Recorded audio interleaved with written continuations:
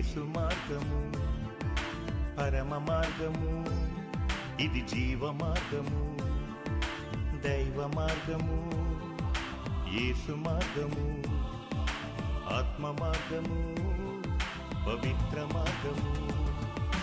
యేసే మార్గము, యేసే సత్యము, యేసే జీవము, యేసే సర్వము, దైవ మార్గము.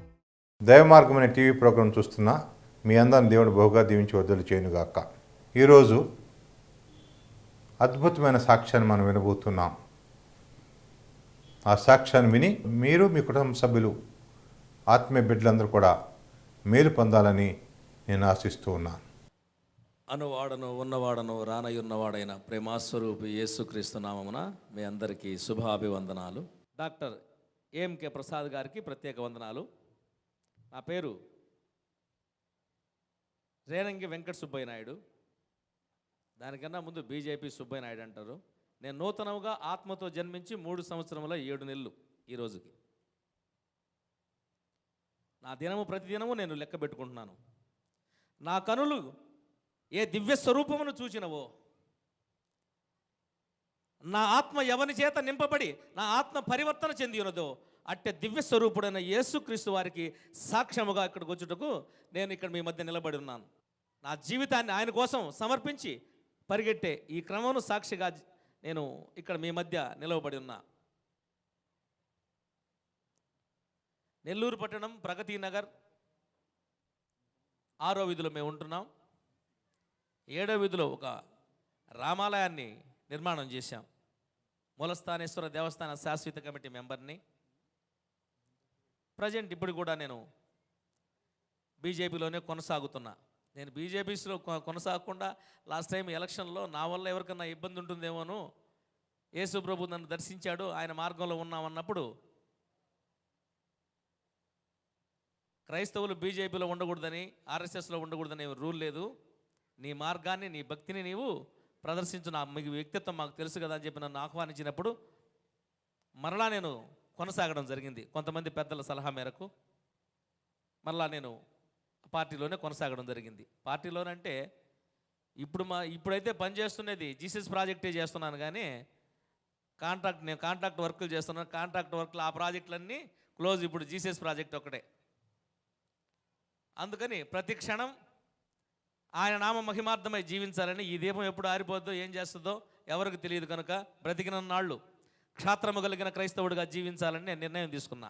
మా నాన్నగారు, మాది నెల్లూరు పట్టణానికి కొంచెం దూరం గ్రామం అయితే మేము 40-35 సంవత్సరాల నుంచి నెల్లూరులోనే ఉంటున్నాం. వ్యవసాయ కుటుంబం మాది. మా కుటుంబంలో క్రైస్తవులు ఎవరు లేరు. క్రైస్తవ ఆచార పద్ధతులు కూడా మాకు తెలియదు. ఆయన పరిశుద్ధుడంట. ఆ మాట నన్ను పదే నిద్రపోనికుండా చేసింది.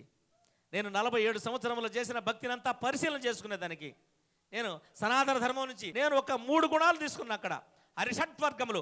హరి అనగా విమోచించువాడు, హరించువాడు, విమోచించువాడు. ఆయన అమ్మ నాయనకు పుట్టిన కాదు. హరి అనేది భావం, తత్వం. అది షట్ అంటే 6.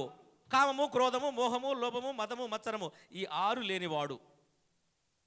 దేవుడు చనిపోడు కదా, జనన మరణములకు అతీతుడుగా ఉండాలి దేవుడు అంటే. దేవుడే చచ్చిపోతే ఈ జీవం, శ్వాస, ఆత్మ మొత్తం అంధకారమే. దేవుడే కానీ చనిపోయాడంటే మనలో ప్రాణం ఉండదు, ఏముండదు, మొత్తం అంధకారం, చీకటైపోద్ది సృష్టి అంతా. ఆ జనన మరణములకు అతీతుడుగా ఉన్న సజీవుడమైన వ్యక్తి, జనన మరణములకు అతీతుడైన వ్యక్తి ఎవరున్నా ఉండాలా. ఈ 2. 3వది క్షణకాలంలో మోక్షాన్ని ప్రసాదించగలిగిన పరిశుద్ధుడు ఎవరన్నా ఉన్నారా? నేను 47 సంవత్సరంలో చేసిన భక్తి అంతా నా మనసులో నుంచి, నా హృదయంలో నుంచి అంతా డిలీట్ అయిపోయి ఒక ప్రభు అయిన యేసుక్రీస్తు మాత్రమే నా హృదయంలో నిలబడ్డాడు. హల్లెలూయా. ఆ దేవుణ్ణి ఆశ్రయించక తప్పలేదు, వేరే గత్యంతరం లేదు. అప్పుడు నా భార్యకి చెప్పాను, నేను కృష్ణవేణి, నాకు ఏ కోణంలో చూసుకున్నా ఆ యేసు ప్రభులు వారే కనిపిస్తున్నా అన్నప్పుడు, వాళ్ళ దేవుడి దగ్గరికి నువ్వు పోవద్దు, నువ్వు రామేశ్వరం పోయి ఎక్కడికైనా పోయి షిరిడీకి పోయి మళ్ళా పోదాం షిరిడీకి, కానీ వాళ్ళ కులానికి సంబంధించిన దేవుడు వేరు, మన దేవుడు వేరు. కులదేవుడు అని భావిస్తుంది. అలా అనవద్దంటప్పుడు నువ్వు ఆ మాట మాత్రం చెప్పాక ఇంకేమన్నా చెప్పినా సరేలే ఎందుకులే ఏమతో అని చెప్పని నేను ఒక రోజున ఆ పక్కన పోతుంటే ఒక ఫోన్ వచ్చింది నాకు. ఆ కానుక చెట్టు కింద ఆపాను, ఫోన్లో మాట్లాడుతున్నాను. ఒక పాస్టర్ గారు మైక్లో నుంచి శబ్దం వినిపింది, యునైటెడ్ క్రిస్టియన్ చర్చ్ అని. పేతురు నీళ్ల వైపు చూసినప్పుడు, దేవుని వైపు చూసినప్పుడు నడిచాడు, గాలి వైపు చూచాడు, మునిగిపోయాడు. మీరు లోకంలో ఉంటే మునిగిపోతారు అన్నారు. ఇదేంటిది? ఈయనేమన్నా గాలిలో తేలాడుతుంటా? మనం ఉన్నాం లోకంలో, ఆయన కూడా లోకంలోనే ఉన్నాడు, ఎట్ట మునగలేదు అని. నేను ఇంత పెద్ద సింధూరం పొట్టు పెట్టుకునేవాడిని, నా చేతికి దారాలు ఉండేటి, కట్ట మీసాలు, చాలా పెద్ద మీసాలు ఉండేటి. వెళ్ళి చర్చిలో కూర్చున్నా. పాస్టర్ గారు వాయిస్ తగ్గిపోయింది. ఎందుకు ఈ బీజేపీ వాళ్ళు చెట్టు కూర్చున్నారని చెప్పాను. ఉత్తమ ఉపాధ్యాయ అవార్డు గ్రహీత దాసయ్య గారు ఉన్నాడు ఒక ఆయన. నానా ఎందుకు వచ్చావు వెంకట సుబ్బయ్య ఇలాగానా అని అడిగాడు. నాకు అంతా బాగుంది ఇందులో, కానీ దత్తపుత్రాత్మ అని బైబిల్లో ఎందుకు రాశారు అనేది నా రీసెర్చ్. మీరు దాస్యపు పుత్రాత్మను కాదు కానీ దత్తపుత్రాత్మను పొంది ఉన్నారు. దత్తం అంటే ఏంది? త్రిగుణాత్మకమైన జన్మలో గురించి, ఆ దత్తాన్ని గురించి నేను ధ్యానిస్తున్నా. ఈ అంశం ఏమన్నా వస్తుందేమోను అని చెప్పని మాస్టర్ గారు అన్నప్పుడు గాడ్ బ్లెస్ యూ అని చెప్పని వెళ్ళిపోయాడు. ఎందుకంటే ఇంకొక మాట మాట్లాడితే ఏదన్నా కాలికేస్తే మెడకేస్తాం, మెడకేస్తే కాలికేస్తామని వెళ్ళిపోయాడు ఆయన. ఏం చెప్పేదానికి సమాధానం లేక నేను ఇంటికి వెళ్ళాను. నేను ఇంటికి వెళ్ళిన తర్వాత ఈరోజు చర్చికి పోయానని చెప్పాను సాయంత్రం 4 గంటలప్పుడు. చర్చికి కూడా వెళ్ళావా? ఇంకా ఒకటే కన్నీరు ఏడవడం మొదలుపెట్టింది. హడావుడిగా మిద్ది పైకి వెళ్ళిపోయింది, ఏడ్చుకుంటూ పైకి వెళ్ళింది. పైకి వెళ్ళి నాకు ఎందుకో నేను లాగినట్టు వెళ్ళా, వెనకాల కాలు మిద్ది మీద స్టెప్ పెట్టింది, కింద దూకే సూసైడ్ చేసుకునేదానికి. ఆయనకి నేను చెప్పలేను, నా కులం మారిపోతుంది, నేను విధవరాలుగా బతకాలి అనే భావంతో సూసైడ్ చేసుకునేదానికి నిర్ణయించుకున్నప్పుడు నేను పోయి నడుము పట్టుకున్నా. ఒక్కసారి నా మాట విను. విదేశీ దేవుడు స్వదేశీ అని ఉన్నాడు. దేవుడు ఉన్నది ఒక్క దేవుడే. ఆయన ఎవరో విదేశీ దేవుడు, ఆయన వాళ్ళ కులానికి ఒక దేవుడు, వీళ్ళ కులానికి ఒక దేవుడు. ఒకవేళ అలాగుంటే క్రైస్తవులకు ఒక భూమి ఉండాలా, ఒక చంద్రుడు ఒక సూర్యుడు ఉండాలా, అదేవిధంగా హిందువులకు ఒకటి ఉండాలా, భూగోళం వాళ్ళకి ఒకటి ఉండాలా. ఇవన్నీ నేను వివరించి చెప్తున్నా. నేను ఇవన్నీ నాకు తెలియదు. నువ్వు చర్చికి ఎందుకు పోయావు చెప్పు. నేను అసలు నన్ను ఎవరు పిలవాలా, నన్ను పిలిచే ధైర్యం కూడా ఎవరికి లేదు. నేను చాలా వినయంగా చెప్పాను. స్వామి వివేకానంద కన్నా జ్ఞానులు ఎవరు లేరు. నా మాట వినవే ఒకసారి. స్వామి వివేకానంద ప్రబోధ రత్నాకరంలో 3 పేజీల్లో ఇదే ఉంటుంది. పరమాత్మను పరిచయం చేయాలంటే ఆయన పరమాత్మ అయి ఉండాలి. మనిషిని పరిచయం చేయాలంటే మనిషి సరిపోతాడు. ఒకవేళ అమెరికా ప్రెసిడెంట్ పరిచయం చేయాలన్నా ఆయన మనిషే కాబట్టి ఇక్కడ మనిషి సరిపోతాడు. ఏ మనిషి అయినా సరిపోతాడు. ఆ పరబ్రహ్మములోనికి మనం ప్రవేశించాలంటే ఓంకారమే క్రీస్తాయను అన్నాడు. అంతకన్నా జ్ఞానులు ఎవరు? నేను కానీ క్రీస్తుతో కూడా పాలస్తీనాలో జన్మించి ఉంటే నా కన్నిటితో కాదు, నా హృదయ రుధిరముతో ఆయన్ని పాదాలను కడుగుండేవాడిని అన్నాడు. అంతకన్నా జ్ఞానులేరు. దేవుడు తెలిసిన తర్వాత ఈ భేదము తేడా ఉండదు. నా మాట వినన్నప్పుడు రామకృష్ణ పరమహంస దర్శించి చెప్పిన శక మహర్షికి మన భవిష్య పురాణంలోనే రాయబడింది. ఈశ పుత్రంచ మాం విద్య కుమారి గర్భ సంభవం లేచ ధర్మస్య వక్తారాం సత్యవత పరాయణం. నేను కన్య గర్భమందు జన్మించా, సత్యవంతుడను, క్షణకాలంలో మోక్ష ప్రాప్తి కోసం నేను జన్మించానని మన పురాణాల్లో రాయబడి ఉన్నారు. ఎన్నో లేఖన ఆధారాలు ఉన్నాయి. ఇందులో ఈ పుస్తకంలో ఉన్నదంతా కనీసం 200 ఆధారాలు ఉన్నాయి. నా మాట వినంటే వినడం లేదు. ఎంతసేపటికి ఇంకా పోన్లే, నేను చర్చికి నన్ను ఎవరు పిలవలేదు కాబట్టి అన్ఎక్స్పెక్టెడ్గా పోయాను అని ఓదార్పుతో కిందకి దింపుకొని వచ్చాను. పిల్లలకి అన్నం పెట్టింది, అన్నం తినలా. మేము ఎప్పుడు అన్నం కలిసి తింటాం కానీ వేరువేరుగా ఎప్పుడు తిన్నాం. పిల్లలకి పెట్టింది తినలేదంటే ఏదో ఆలోచన ఇంకా ఉంది, ఒకవేళ నిద్రపోయిన తర్వాత సరిపోద్దేమోను అనే భావన, భయం. నేను కూడా తినలేదు. పిల్లలు వాళ్ళ రూమ్లోకి వెళ్ళి పడుకున్నారు. ఏడ్చుకుంటా ఉంది కన్నీటితో. తెలీదు పిల్లలు పేరు మారిపోద్ది, కులం మారిపోద్ది, ఎవరికి ఇవ్వాలి చేయాలంటే ఒక కులం వాళ్ళకి సంబంధించిన ఈ కులదేవుడు అని ఒక హృదయంలో నుంచి బయటకు తీసేయలేకపోతున్నాను నేను. ఎంత చెప్పినా సవినయంగా వినడం లేదు. ఆయన కులదేవుడు కాదని చెప్పినా కానీ నాకు తెలీదు. నువ్వు అటు జరుగు. పక్క తిరిగి ఏడ్చుకుంటా ఉంది. సరే నేనేం చేసే స్థితి కాదు. నేను ఇదేం చేసు ప్రభువా, ఒక్కసారి నీ దగ్గరికి అన్ఎక్స్పెక్టెడ్గా వచ్చిన నాయన.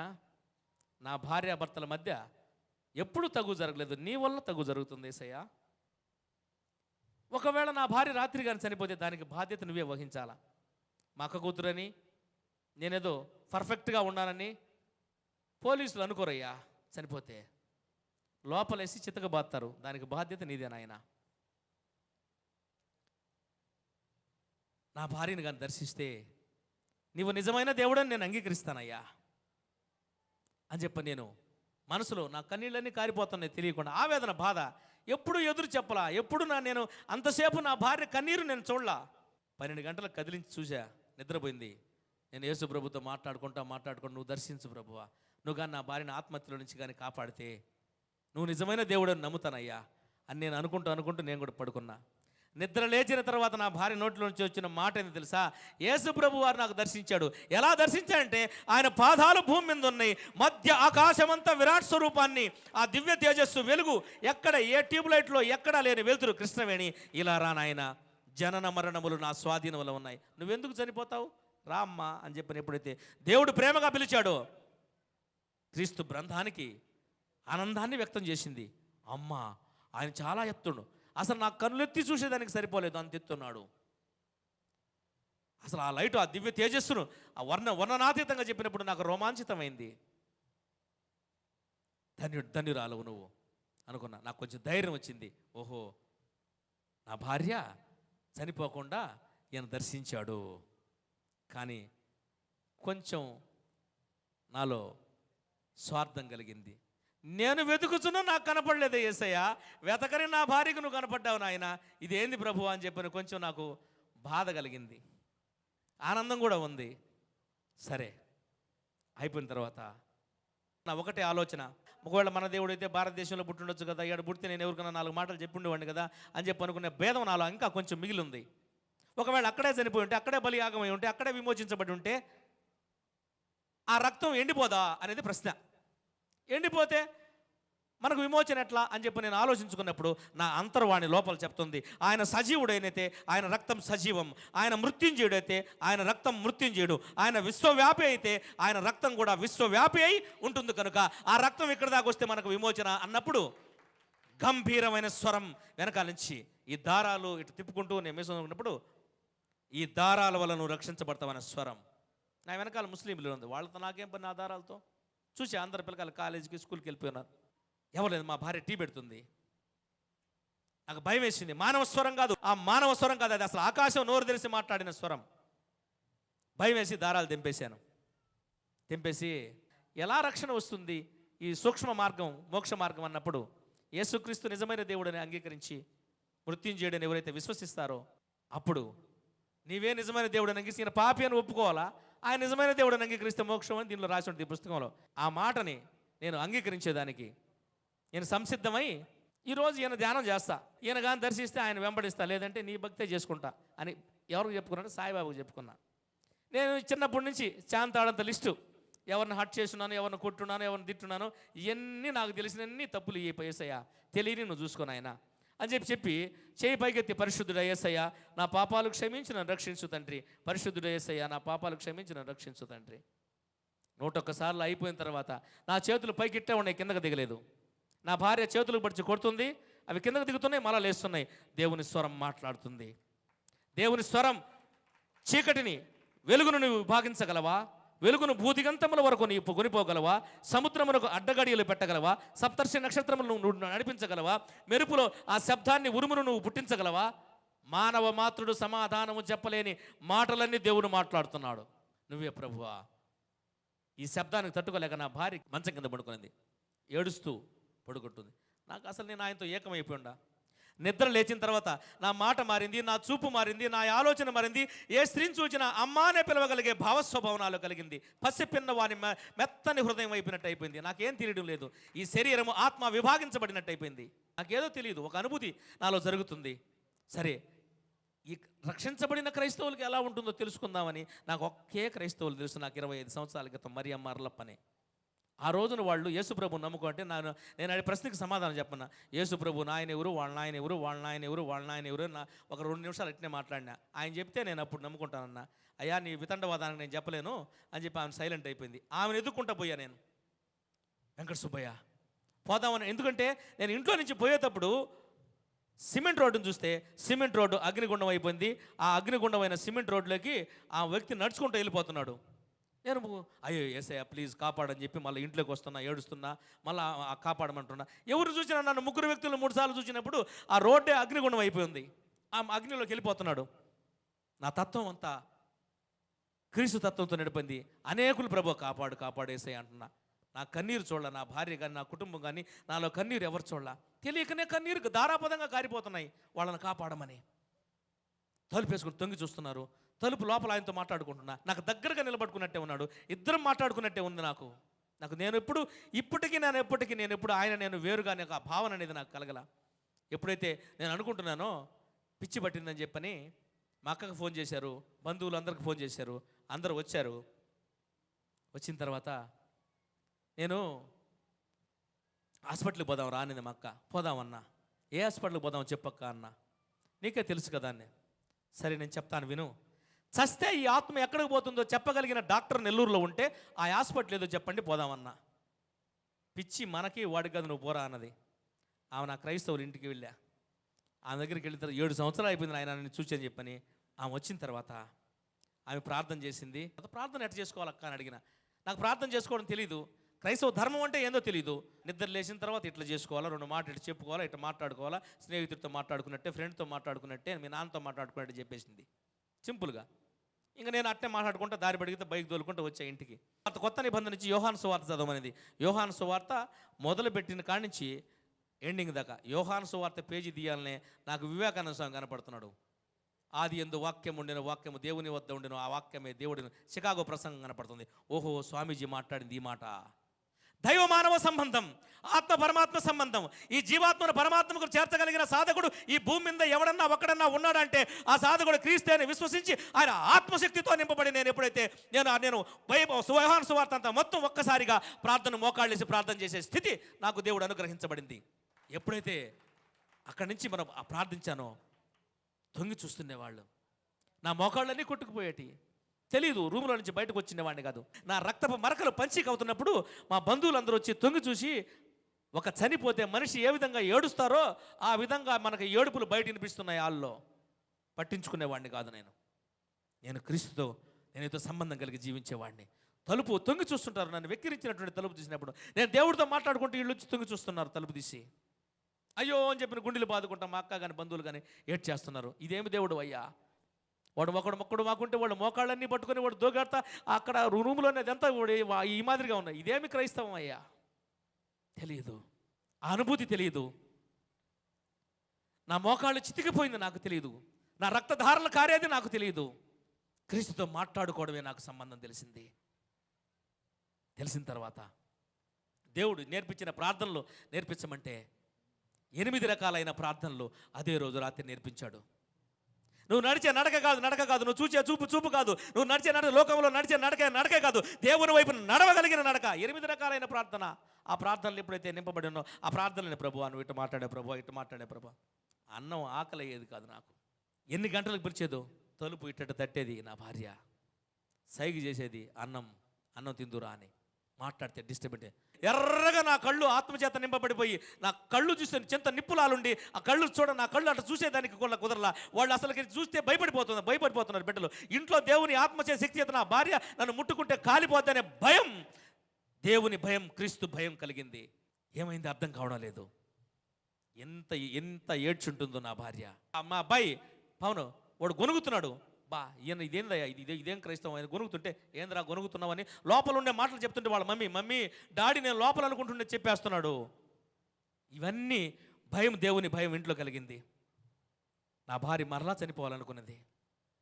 కరెంటు పట్టుకొని చనిపోవాలా, కత్తితో పొడుచుకొని చనిపోవాలా, ఏ విధంగా చనిపోతే బాగుంటుందని ప్లాన్ వేస్తున్నప్పుడు అదే రోజు రాత్రి మళ్ళీ దేవుడు దర్శించాడు నా భార్యని.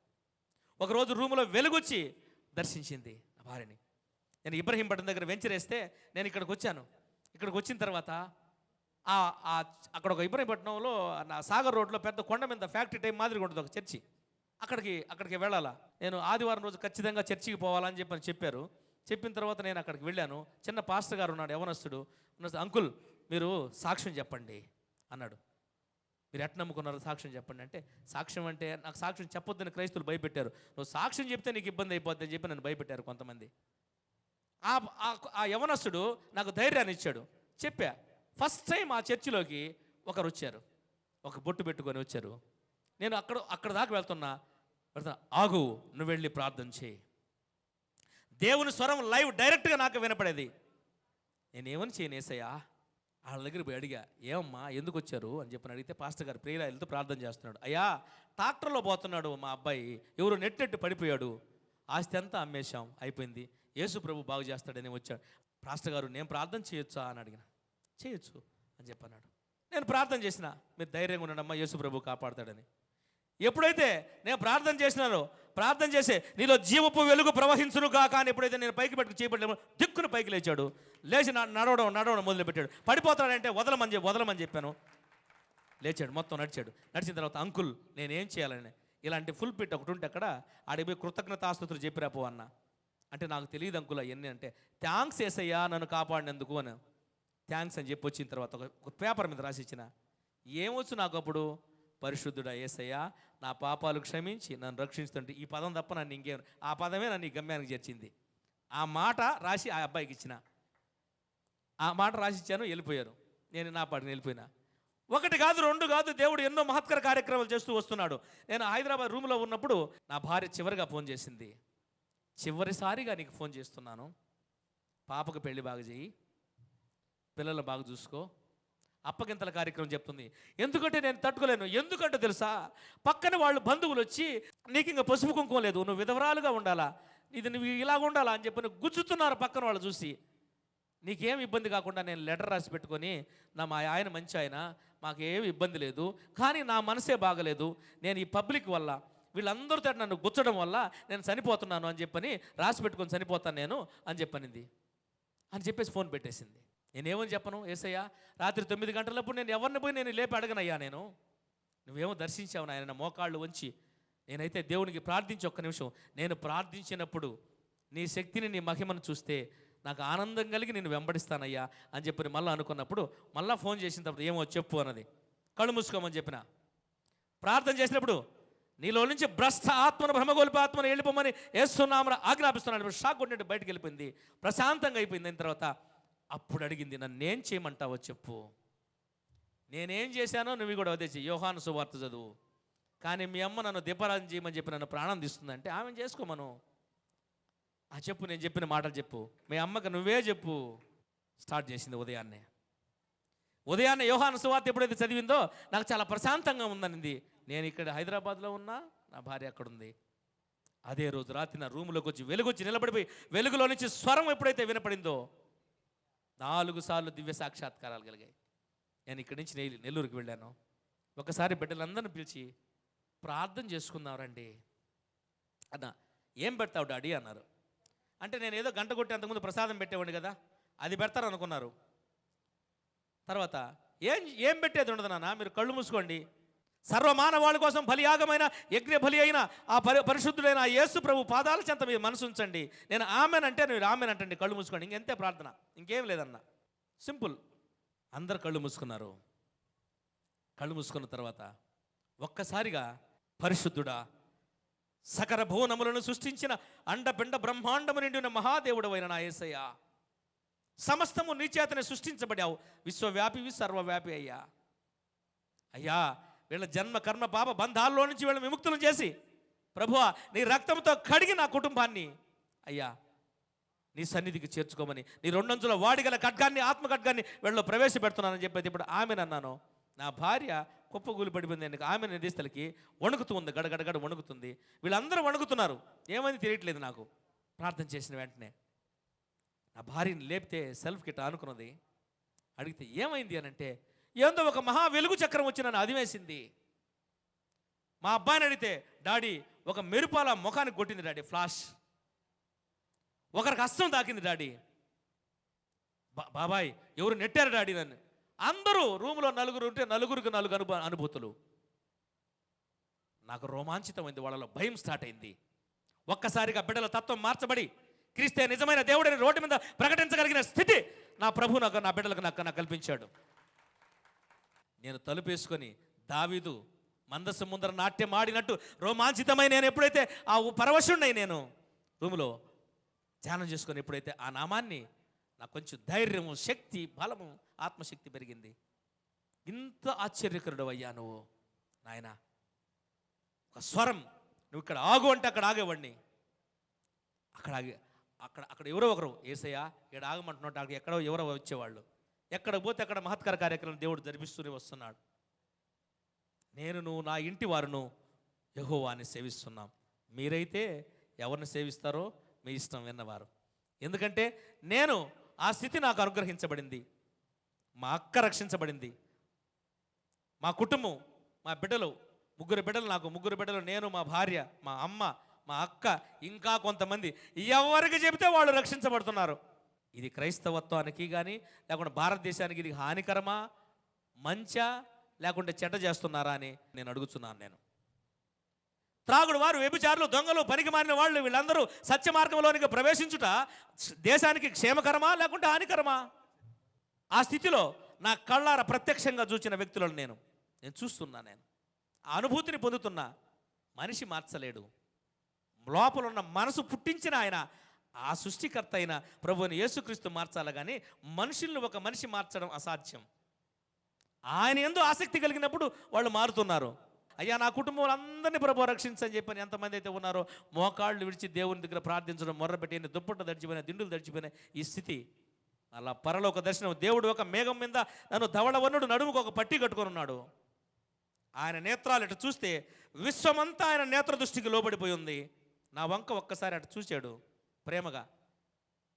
పైకి మేఘం తీసుకెళ్ళింది, ఆ పరలోకానికి తీసుకెళ్ళి అక్కడ నిలబెట్టిండు. అక్కడ నిలబెట్టి ఇలాంటి మాదిరిగా ఈ ఫుల్ పెట్టడానికి రౌండ్గా ఉన్నాయి. అక్కడ నేను ఒక్కడే నిలబడ్డా. ఎవ్వరూ సమీపించడానికి వెలుగులోకి ఆయన ఒక్కడే వెళ్ళిపోయాడు. దేవదూతలు కూడా పోయే అవకాశం లేదు, అక్కడ కనపడలేదు. అయ్యో నేను ఒక్కడనే ఉన్నాను ఇక్కడ, నా యేసయ్య లేడే అని చెప్పిన కూడా దేవదూతలకు ప్రసంగం చేయని లోపలికి వెళ్ళాడు. ఏ దేవదూతలకి నేనేం చేయగలను యేసయ్యా?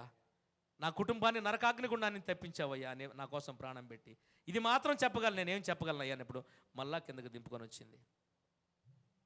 ఎన్నో దివ్య సాక్షాత్కారం కలిగిన అనుభూతిని కలిగి నేను అంత నమ్మకం కలిగి జీవిస్తున్నా.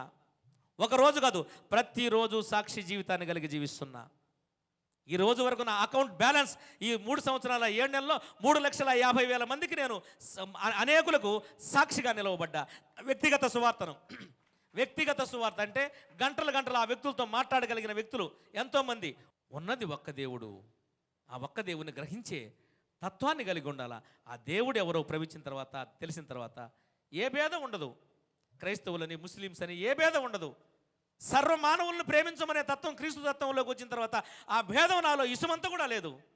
వాళ్ళు నన్ను తిడుతున్నా, వాళ్ళు ఏదైనా మాట్లాడుతున్నా నేను క్రీస్తును పరిచయం చేయగలిగిన ఆ ప్రేమాస్వరూపి నాలో అట్టి ఆత్మనుంచాడు కనుక ఇప్పుడు నేను కూడా ఆ దైవ మార్గంలో నడిచాను కనుక అనేకులు ఆయన అనుసరించిన దైవ మార్గంలో నడిచి అందరూ రక్షణ పొందాలని, అనేక కుటుంబాలను తిప్పగలిగే కృప అందరికీ అనుగ్రహించబడునుగాక.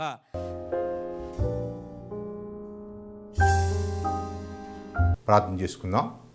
జీవాధిపతి, మమ్మల్ని ఎక్కువగా ప్రేమించిన మా ప్రభువా, మీ పరిశుద్ధ నామమునకు వందనము స్తోత్రం చెల్లిస్తున్నాం. ఆశ్చర్యకరువు, ఆలోచనకర్తవు, సమాధానంకు అధిపతివు ప్రభువా, మా హృదయములలో శాంతినిచ్చిన వాడవు, మా హృదయంలో సమాధానం నింపిన వాడవు, మా హృదయంలో నివసిస్తున్న వాడవు. మీకు స్తోత్రం చెల్లిస్తున్నాం తండ్రి. ఈ మాటలు విన్న మీ బిడ్డలను తూర్పు, పడమర, ఉత్తర, దక్షిణములు దీవించి ఆయా కుటుంబాల్ని మీరు కట్టి ఫలింప చేయమని, వర్ధులు చేయమని ఈ కొద్ది ప్రార్థనను ప్రభువైన యేసుక్రీస్తు అడిగి వేడుకొంచున్నాం. ఆమెన్. ఆధ్యాత్మిక ఎదుగుదల కోసం రండి రండి రండి. దైవ మార్గము ఆదివారము ఆరాధనకు. మొదటి ఆరాధన ఉదయం 10 గంటల నుండి 1 గంట వరకు. రెండవ ఆరాధన మధ్యాహ్నం 3 గంటల నుండి 5 గంటల వరకు. మూడవ ఆరాధన సాయంత్రం 6:30 నుండి 8:30 వరకు.